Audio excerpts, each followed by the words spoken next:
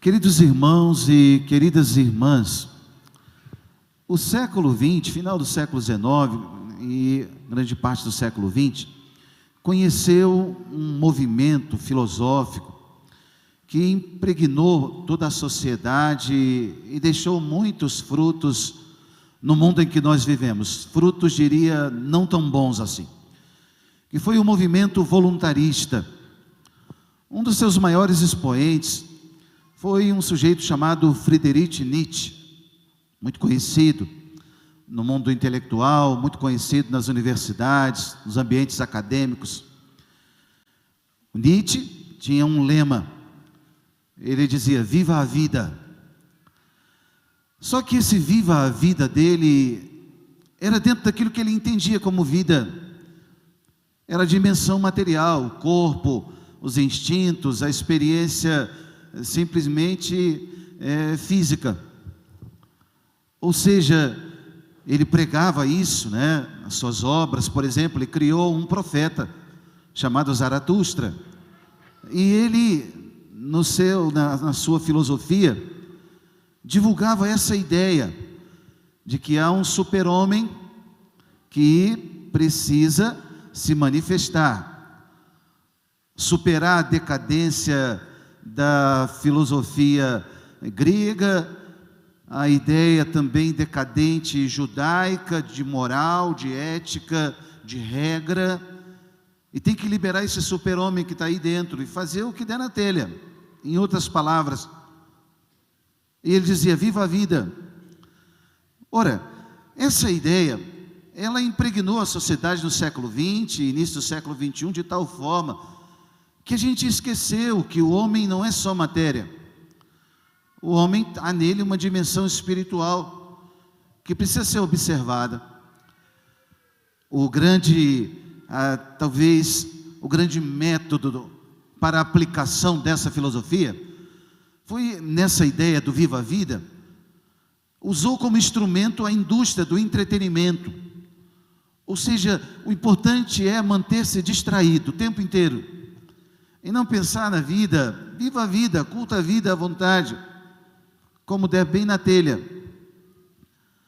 Meus irmãos, um dia Deus vai nos pedir contas da nossa vida.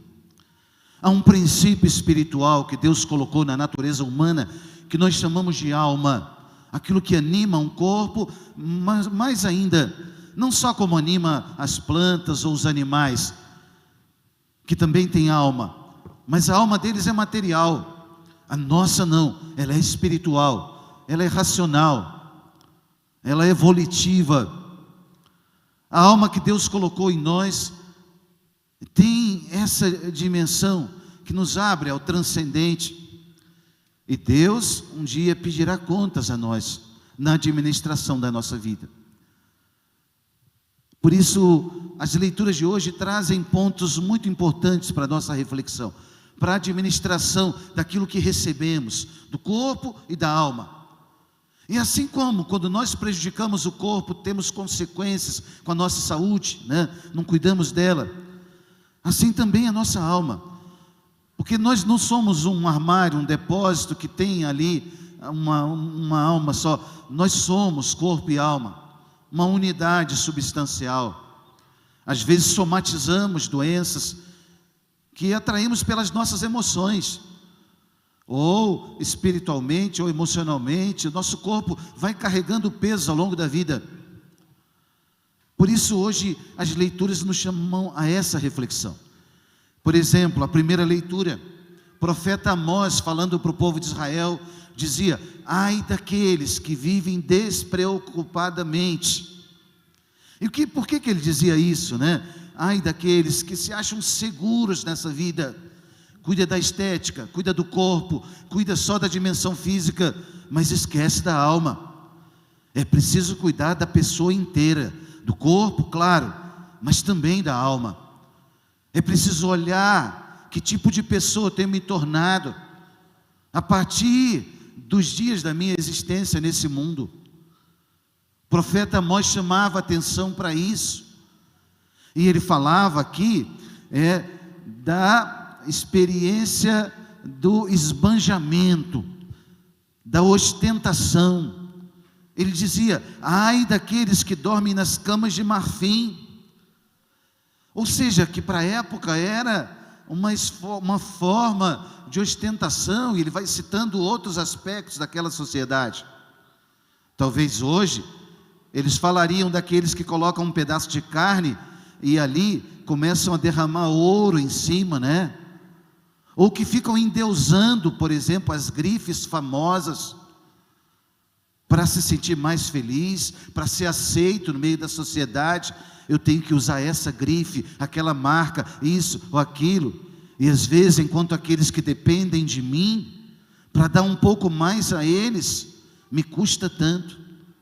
Ou seja, essa mentalidade me prende nos muros do egoísmo. A experiência de olhar só para mim mesmo o tempo inteiro. Lá na filosofia nietzschiana, de viver a vida, porém uma vida infeliz. Uma vida que leva a uma outra filosofia pós-Nietzsche, que foi a do Jean-Paul Sartre. O existencialismo dele, da náusea. Uma vida que fica também voltada sobre si mesmo o tempo inteiro. E o outro, muitas vezes, é um inferno para mim, porque me incomoda o tempo inteiro. Me tira da cadeira do meu conforto. A palavra de Deus, irmãos, nos mostrando isso, quer nos corrigir, quer nos converter, quer nos tirar desse lugar do egoísmo para a solidariedade, para a fraternidade, para o altruísmo, para a experiência de olhar o outro que é meu próximo, seja ele quem for, e eu posso fazer alguma coisa por ele. E quanto mais eu tenho, mais eu posso fazer. E quanto mais Deus me dá, mais oportunidades e condições eu possa ter. Não é para me fechar no meu mundo, no meu condomínio, nos meus muros, e ali estou feliz e realizado, não. Um dia eu vou prestar contas dessa vida a Deus, e tudo que eu tenho, a começar pelo ar que eu respiro, eu recebi dele, e você também. Por isso o profeta Amós chamava a atenção para isso, né? Depois, a segunda leitura que ouvimos foi a leitura do Salmo 145, em que mais uma vez o Senhor nos lembrava da sua fidelidade e de que Ele não se esquece dos seus. Aqui ele chamava a experiência da pobreza e da riqueza. Ele nos chamava a atenção para olhar que tipo de riqueza nós temos acumulado. E é claro, nem toda pobreza é santa e nem toda riqueza é fruto do crime, mas nós podemos fazer muito mais com aquilo que temos. Aqui o profeta dizia no Salmo: o Senhor abre os olhos aos cegos, faz erguer-se o caído, ama aquele que é justo, protege o estrangeiro, o órfão, a viúva. Deus está atento a tudo que está acontecendo no mundo. Pode acontecer da gente andar tão distraído nos dias da nossa existência, que a gente se esqueça disso. E essa é muitas vezes uma das táticas do demônio, nos manter distraídos, fugir do nosso dever. Sim, fazer a caridade, o próximo, é nosso dever. Se temos e se recebemos, nós podemos fazer muito mais. Por isso a palavra vai nos chamando a isso, porque Deus vai socorrer aqueles que precisam, como? Com uma chuva de coisas, de bens, de matéria. Não, conosco, com os nossos braços, com a nossa inteligência, com a nossa criatividade. Deus vai muitas vezes socorrer os que mais precisam pelas nossas mãos. E aí, na segunda leitura da missa de hoje, São Paulo, escrevendo a carta a Timóteo, ele nos lembrava então essa atenção que devemos ter com a nossa vida. Ei, querido, escuta, atenção mesmo, foco. Para onde é que você está encaminhando a tua vida? É isso que Paulo está falando para Timóteo. Ei, Timóteo, tu que és um homem de Deus, foge das coisas perversas. Paulo está falando para Timóteo, e essa palavra é para nós hoje. Ei, irmão, irmã, você que é um homem de Deus, mulher de Deus, foge das coisas perversas. Não fica dialogando com o tentador. Não fica achando, não, isso não é tão sério não. O que que tem? Não tem nada demais. Não, foge das coisas perversas. Crime, erro, corrupção, maldade, injustiças, impurezas, prostituição, pornografias e tantas outras misérias que o demônio vai fabricando ao longo dos séculos. De geração em geração tem coisas novas, né? Tu que és um homem de Deus, foge das coisas perversas. Ou seja, que a tua construção, Paulo diz para Timóteo, seja com justiça, piedade, fé, amor, firmeza, mansidão. Paulo usa a linguagem militar para dizer: combate o bom combate da fé. A tua vida deve ser combatida no combate da fé. Em outras palavras, ele está dizendo: ei querido, não enxerga só aquilo que os teus olhos alcançam, não. Enxerga o sobrenatural, porque você tem fé. Abre os teus olhos para o sobrenatural. Não fica olhando só aquilo que está um palmo da tua visão, não. Paulo está dizendo: combate o bom combate da fé, conquista a vida eterna para a qual tu foste chamado. Parece que nós esquecemos isso. E eu estou falando para nós que cremos. As nossas preocupações têm sido muito mundanas.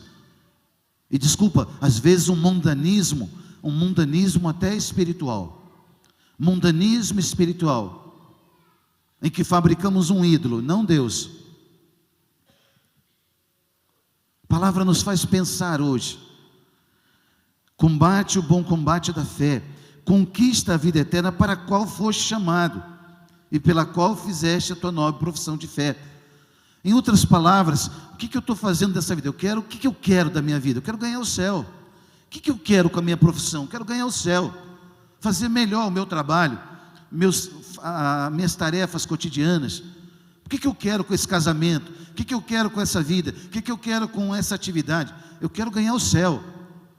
O que eu quero com o lazer que eu pratico, um hobby que eu tenha, a atividade que eu faça? O que eu quero? Eu quero ganhar o céu. Para isso é que eu fui chamado. Não podemos perder isso de vista, irmãos. Deixa eu dizer de novo, num mundo tão distraído como o nosso, de tanta velocidade de informações, de atividades, de meios de comunicação, meios de transporte, tudo é tão veloz. A gente tem pressa para tudo, que a gente não tenha pressa de olhar a meta da nossa vida. O que eu quero com isso? Eu quero ganhar o céu. O que eu vou fazer com isso? Eu vou ganhar o céu. Até com a doença, até com a tribulação, até com a dificuldade. O que eu posso fazer com isso que está tão difícil? Eu quero ganhar o céu, porque Deus me permitiu isso. Eu quero ganhar o céu. Paulo fala para Timóteo, então, foge das coisas perversas. Não fica dialogando com o tentador. Com a tentação não se dialoga. Manda embora logo. O exemplo de Jesus é lindo no Evangelho. Cala-te e sai. Vai embora. Cala-te e sai. Jesus não ficou ali dialogando com o tentador. O que você pensa disso? Será que talvez... Não, é contra o que Deus pensa, então não serve. É contra o que Deus tem para a minha felicidade eterna, então eu vou excluindo da vida. E eu vou vivendo com tantas outras maravilhas que Deus criou para nós. A palavra de Paulo a Timóteo é linda hoje e sugere uma reflexão profunda. E aí, por último, passamos ao Evangelho. O Evangelho de Lucas, hoje, capítulo 16. Vocês vão se lembrar, semana passada, Jesus elogiava, não era isso? Aquele administrador desonesto, lembram? Ele não elogiou a desonestidade dele. Ele elogiou a sagacidade, a esperteza, é diferente. Aqui o Evangelho comenta algo muito... São João Crisóstomo, comentando esse Evangelho, comenta uma coisa linda. São João Crisóstomo dizia que Jesus conta essa parábola usando um verbo no passado. Ele diz: havia um homem rico, que se vestia com roupas finas e elegantes, e fazia festas esplêndidas todos os dias.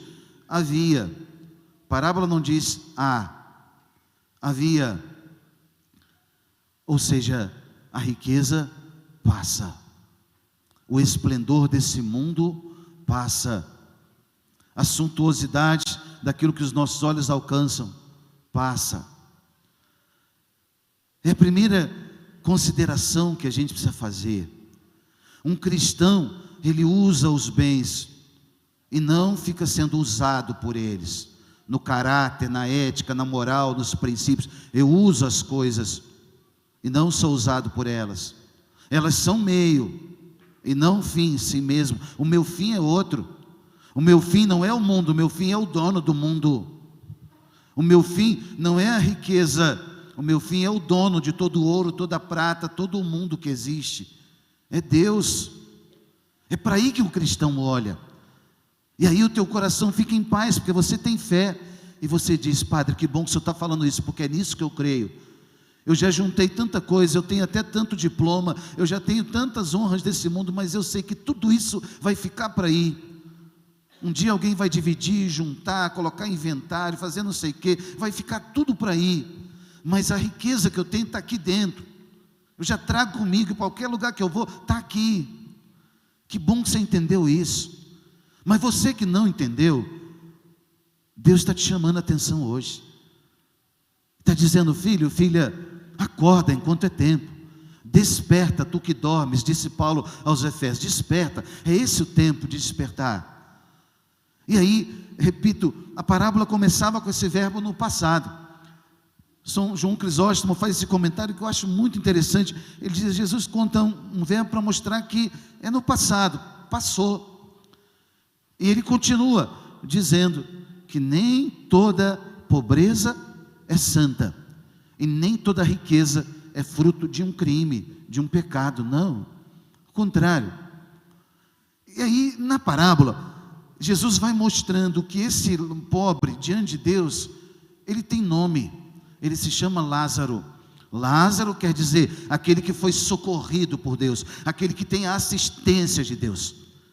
Cada um de nós pode dizer na sua oração: Senhor, eu quero ser um Lázaro, eu quero ter a tua assistência, eu quero ser socorrido por ti todos os dias, Deus, porque o meu socorro vem do Senhor que fez o céu e a terra.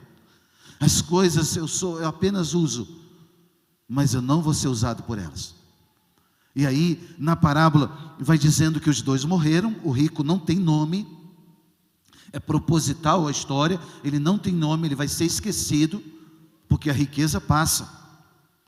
E aí, esses dois homens, eles morrem, diz aqui, né? Os dois morrem. Quando eles chegam na eternidade, um vai parar num lugar de tormentos, e o outro vai para o seio de Abraão, no céu, um lugar de honra.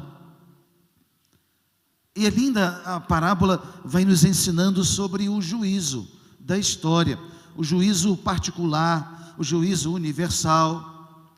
A parábola conta que a vida não é um eterno retorno, como queriam lá os gregos antigos, né? A vida, ela caminha para a eternidade. A vida, os dias, o progresso que temos, caminha para a eternidade, para a consumação em Deus. É Deus o ponto inicial e o ponto final da história. A história está nas mãos dele, é uma criatura. E aí, a parábola nos lembra isso.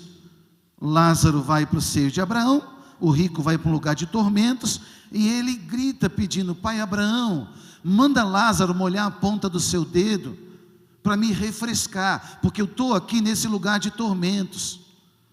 Imagine a aflição, né? Nós podemos imaginar a experiência dessa condenação, ou dessa purificação eterna, ou desse purgatório. O texto não fala, mas fala que houve um juízo, e que não tinha mais volta. E aí, Deus diz através de Abraão: filho, lembra-te, tu recebeste teus bens durante a vida, e ele recebeu os males. Agora não tem mais tempo, acabou o tempo, o relógio parou. Agora é a eternidade. Filho, faz enquanto é tempo. Tem algum Lázaro na tua porta, com os cachorros lambendo as suas feridas. Dá um hotel para ele, não para o cachorro. Dá comida para ele.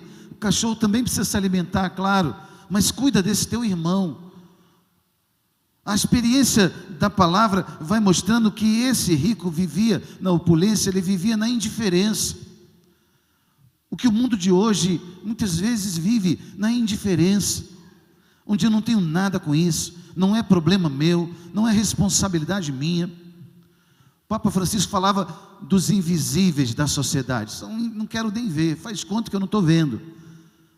Você não precisa dar dinheiro para todo mundo que está ali na rua, ali na porta, você vai ver alguém pedindo dinheiro. Não, é bom até que não dê o dinheiro. Você não sabe o que ele vai fazer, mas uma atenção você pode, um sorriso você pode, um bom dia você pode, uma comida, um prato, um salgado, um doce, um refrigerante, sei lá, um suco, um sanduíche, você pode. Aquilo que está ao teu alcance você pode. O que a palavra está ensinando para a gente é sair da cultura da indiferença. Às vezes tem um senhorzinho que fica aqui no meu portão, ele fica pedindo dinheiro, e eu falo, não dê dinheiro para ele, porque eu sei que ele é dependente químico, ele tem problema do alcoolismo, e cada dinheiro que você der vai prejudicar mais, então não dê. Dá um café da manhã, dá outro negócio, mas não dá o dinheiro. Aí a gente às vezes fica confuso, não dá nada, fica com medo e se assusta. Não tem que se assustar. Se ele te assustar, assusta ele também, né? Se ele fizer cara feia, faz cara feia também. Mas ele é seu irmão, passa perto dele, não foge dele. Talvez está cheirando mal, não tomou banho, é verdade, mas é seu irmão. Aqui a parábola vai lembrando para nós que esse rico, ele era rico não porque ele tinha coisas, mas porque o coração dele era indiferente. Eu e você somos ricos quando a gente é indiferente, quando o outro sofre diante dos nossos olhos e a gente finge que não vê. Aí a gente é esse rico da parábola. Aí a gente vai parar nesse lugar de tormentos que a parábola está mostrando. E a palavra vai nos convertendo, irmãos. Bendita a palavra de Deus que abre os nossos olhos, que é farol no nosso caminho, que ilumina o nosso andar nesse mundo. Aqui no dia do juízo, ele então vai pedindo socorro, e não tem mais jeito. E a palavra diz assim: olha, tu recebeste teus bens em vida, e ele os males. Agora ele encontra consolo e tu és atormentado.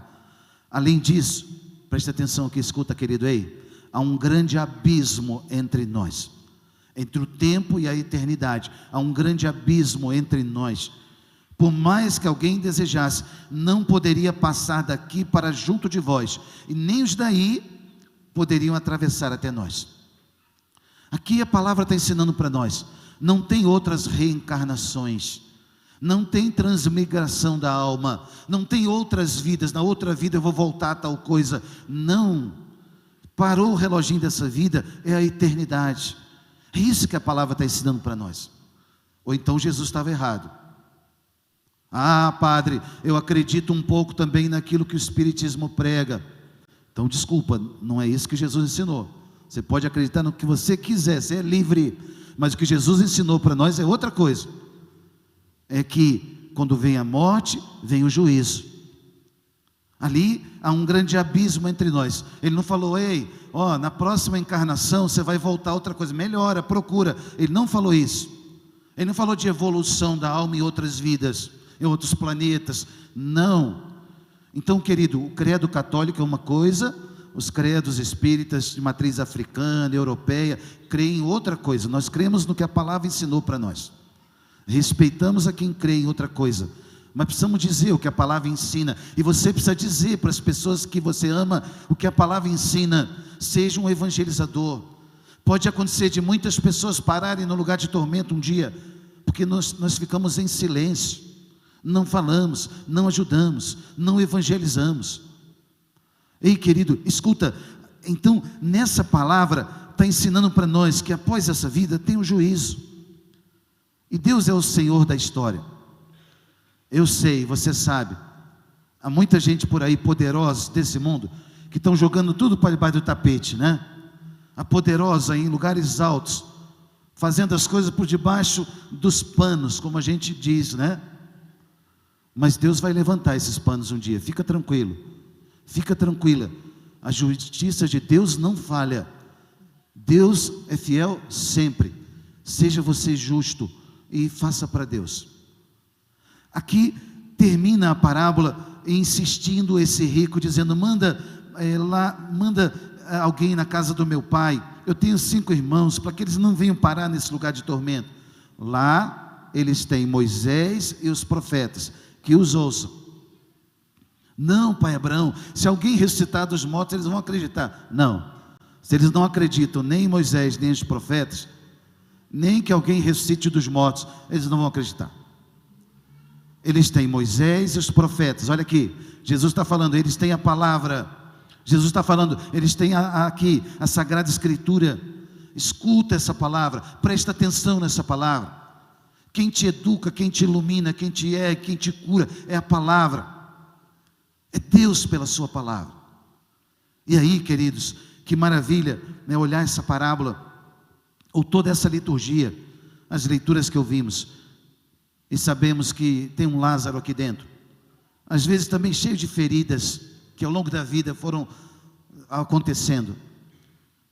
Fale para Deus do Lázaro que tem dentro de você. Diga: Senhor, eu também sou assim, sou esse, e o Senhor é a minha riqueza. Fale para Deus na sua oração hoje de verdade: Deus, o Senhor me deu tanto, eu vou partilhar mais. Eu olho para o armário, o guarda-roupa da minha casa, tem tanta coisa que eu nem preciso, eu posso ajudar mais.